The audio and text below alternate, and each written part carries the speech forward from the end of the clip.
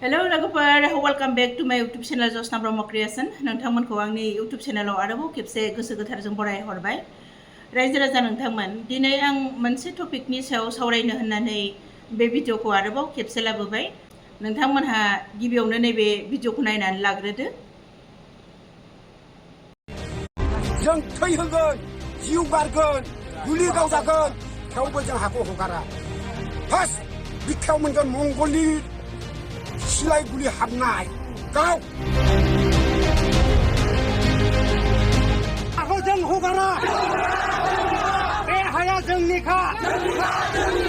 आदानि कम्पानिखौ रायजो राजा नोंथांमोनहा बुजिखाबाय जानो हागौ आं मानि सायाव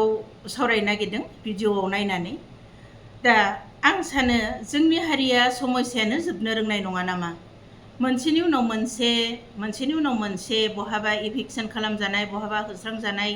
बहाबा हा दखल खालामनो नागिरजानाय बेफोर जाथाया जोंनि हारिनि गेजेराव गोबां जागासिनो थायो आरो जों बेखौ नुबायानो थायो दा पर्बत जरायाव जेरैहाय आदानि कम्पानिनि खुन्थिया गायसननो थाखाय थांनायाव जेरैबायदि जोंनि बर' रायजो राजाफ्रा ओंखारनानै ज' माने गावसिनि हा गावसिनि धोन सम्पतिखौ रैखा खालामनो नाजादों दा बेफोरखौ नुयोब्ला जोंनि गोसोआ माबायदि मोनो बा जोंनि हारिनि गेदेमाफोरनि गोसोआ माबायदि मोनो बे एसेबां गोदोनिफ्रायनो रायजो जाबोनाय बे जायगायावनो देरबोबाय बे जायगायावनो लावबोबाय सम्पति खालामबोबाय बारि बागान खालामबोबाय दंफां लाइफां गायबोबाय न' बां लुबोबाय बावनो मावै दाङै जाबोबाय बेबायदिनो सोलिबोबाय थानाय एसेबां बोसोरनि उनाव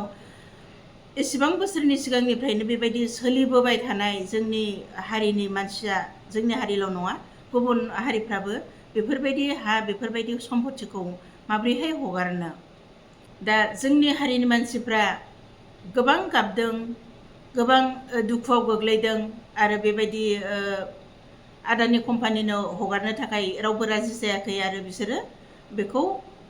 आदानि कम्पानिनिफ्राय गावसिनि हा हु सम्पतिखौ रैखा खालामनो नाजादों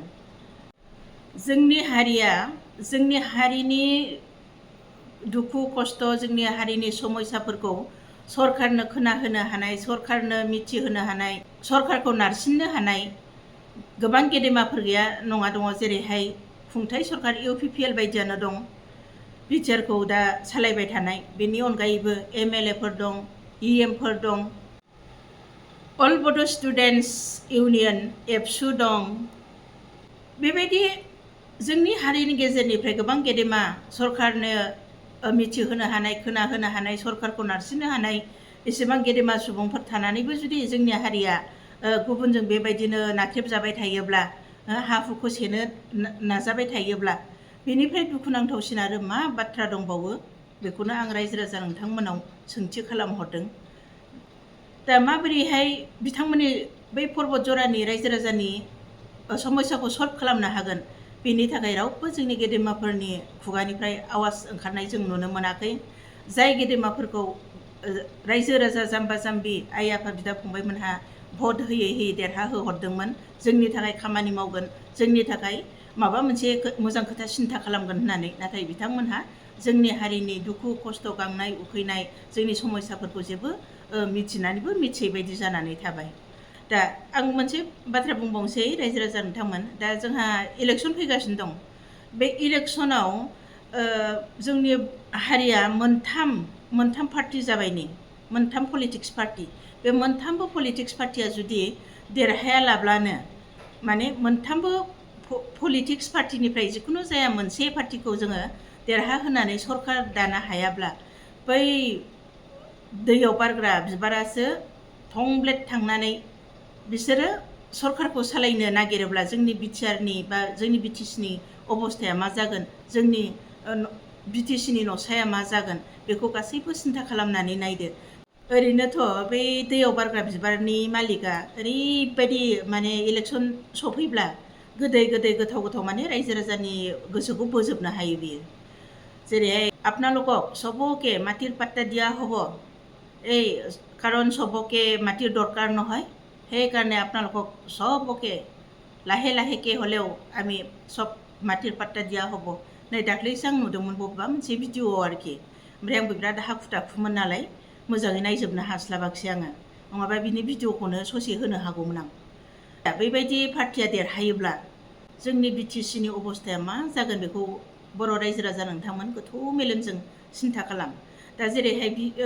बिटिआर खुंथाय इउपिपिएल खुंथाय सरखार थासेयावबो बियो पर्बतझरायाव बेबायदि खालामनो हादों। अब्ला जोंहा जुदि खुंथाय सरखार गैयाब्ला, जोंहा जुदि रावबो गेदेमाफोर गैयाब्ला, एमएलए एमपिफोर गैयाब्ला, इएम जिएमफोर गैयाब्ला जोंनि बर'नि अबस्थाया आरो मा जाबावगोन बेखौ आरोबाव सिन्था खालामनानै नाय। अब्ला फैगौ इलेक्सनाव रायजो राजा नोंथांमोन,